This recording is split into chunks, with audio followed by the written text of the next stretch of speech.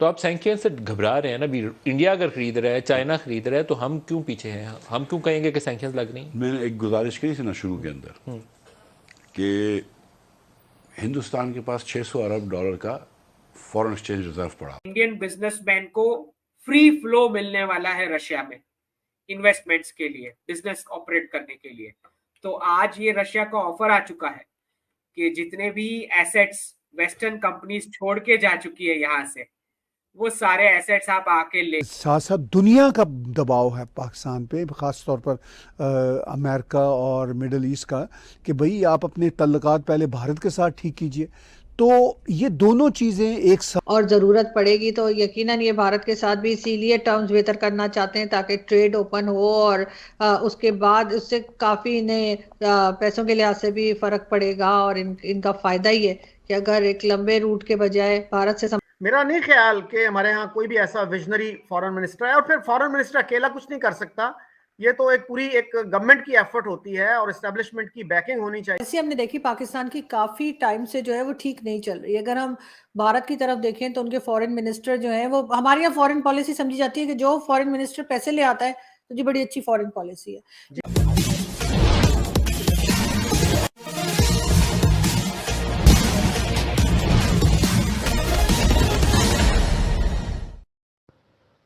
रूस यूक्रेन युद्ध चालू होने के बाद बहुत सारी अमेरिकन और यूरोपियन देशों की कंपनियां रूस को छोड़कर अपने अपने देश वापस लौट गई हैं। अब उन सारी कंपनियों को भारत के व्यापारियों को सौंपने के लिए रूस ने आमंत्रण दिया है।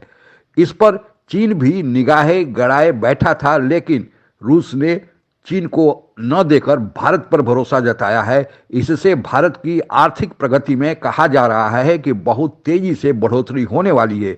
इसी पृष्ठभूमि में आगे की चर्चा सुनते हैं।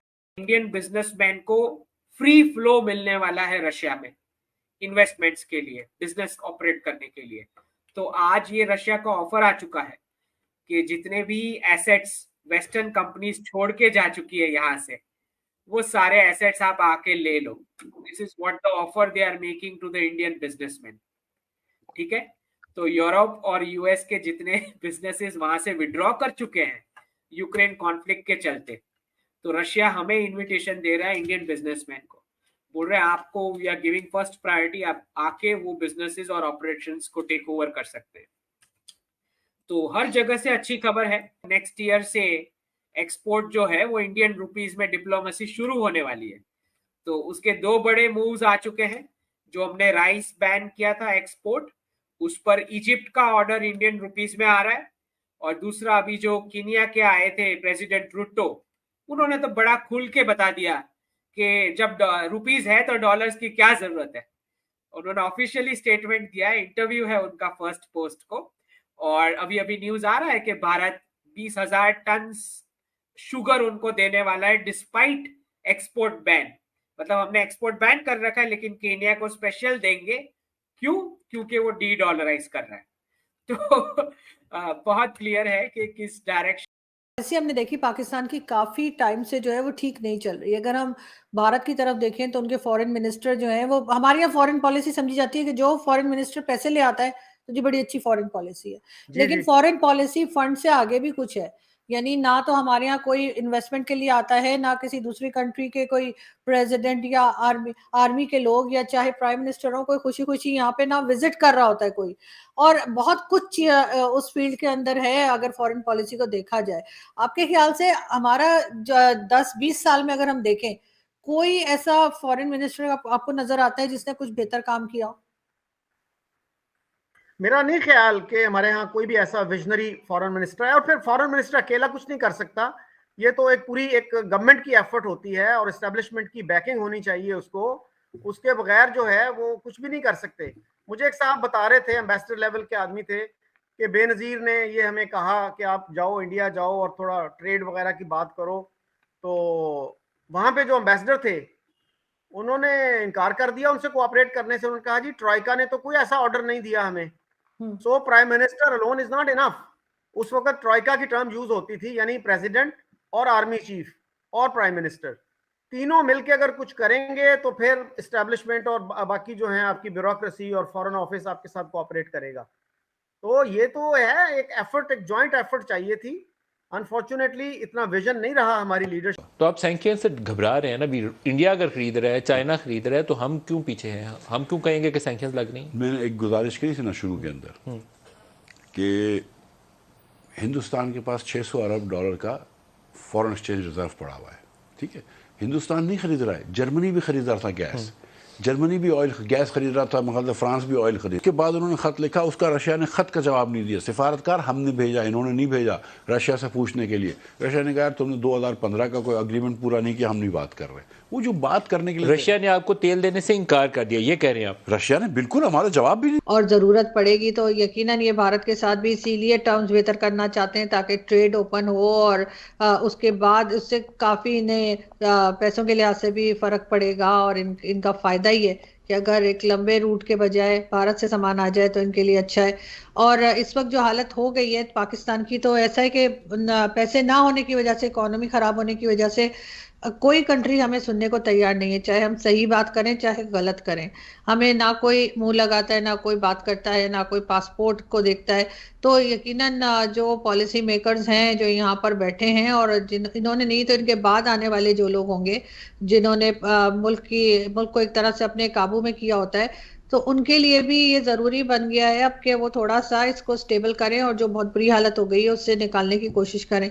तो मेरे ख्याल है उससे ये कोशिश तो जरूर करेंगे, क्योंकि बिल्कुल खत्म करने की हालत में तो ये नहीं लाएंगे, वेंटिलेटर पे रखेंगे, लेकिन एक महज इत्तेफाक ही है कि कल 16 दिसंबर था और इस दिन भारतीय फौजों ने पाकिस्तान को 2 टुकड़े करके बांग्लादेश का जन्म कराया था। पाकिस्तान के पीठ पर अमेरिका, चीन, यूके, ब्रिटेन, फ्रांस जितने भी देश थे वे सारे खड़े थे, लेकिन भारत को मदद करने वाला केवल रूस ही था, और रूस के बल पर भारत ने पूरी दुनिया के सामने 2 टुकड़े पाकिस्तान को कर दिया और कोई कुछ नहीं कर सका।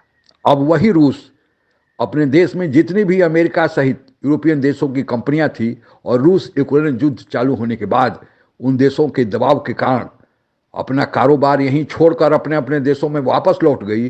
अब उन सारी कंपनियों का मालिकाना हक भारत को सौंपने का रूस ने मन बना लिया है और भारत को निमंत्रण भी भेज दिया है। हालांकि इस पर चीन की भी आंखें गड़ी हुई थी, और चीन अपने व्यापार का विस्तार करना चाहता था, क्योंकि चीन में अभी आर्थिक मंदी छाई हुई है। लेकिन रूस ने भारत पर भरोसा ज़्यादा जताया है, और इसके पीछे कारण यह है कि चीन पहले रूस के अंदर था, रूस के को अपना बड़ा भाई मानता था, क्योंकि दोनों देश कम्युनिस्ट हैं, लेकिन दोनों में वैचारिक रूप से हमेशा से मतभेद रहा है, यहाँ तक कि बॉर्डर डिस्प्यूट भी रहा है। रूस जब यूक्रेन के युद्ध में फंसा और रूस पर सैंक्शन लग गया तो चीन से मदद लेने लगा। अब चीन यह समझ बैठा कि रूस अब उसका छोटा भाई हो गया है, बड़ा भाई चीन हो गया है। यह रूस के लिए कभी भी बर्दाश्त नहीं हो सकता है।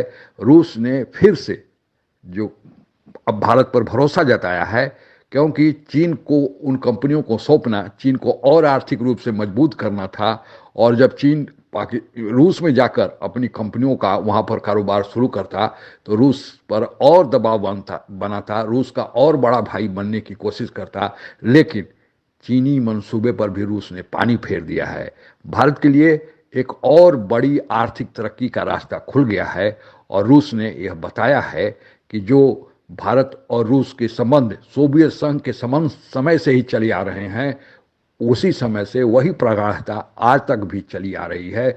और यहाँ तक कि पुतिन जब भी कोई बात विकास की होती है अंतर्राष्ट्रीय रंगमंच पर, तो हमेशा प्रधानमंत्री मोदी के नेतृत्व का ही बयान करते हैं और उन्हें अपना सच्चा दोस्त मानते हैं। फिर से रूस ने भारत के प्रति अपनी जो भरोसा जताया है, भारत जरूर उस पर खरा उतरेगा। आज के लिए बस इतना ही। जय हिंद। आप अगर हमसे जुड़ा रहना चाहते हैं तो कृपया मेरे चैनल को सब्सक्राइब करें तथा बेल आइकन भी दबा दें, ताकि नई वीडियो की जानकारी तुरंत आप तक पहुंच जाए। धन्यवाद। जय हिंद।